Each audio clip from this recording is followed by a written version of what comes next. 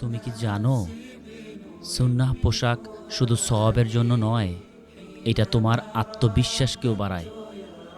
যখন তুমি শরীর ঢেকে ফোকাসড লাইফস্টাইল বেছে নাও, তোমার ভেতরের ডিসিপ্লিন বাহিরের আচরণেও দেখা যায়। তোমার হাঁটা, তোমার তাকানো, তোমার কথা বলা, সব জায়গায় একটা আলাদা শক্তি কাজ করে। কারণ তুমি জানো তুমি কাকে রিপ্রেজেন্ট করছো। সুন্নাহ পোশাক শুধু পরিচয়ের প্রতীক নয়, এটা একটা মাইন্ডসেট যা তোমাকে ভিতর থেকে শক্তিশালী করে তোলে।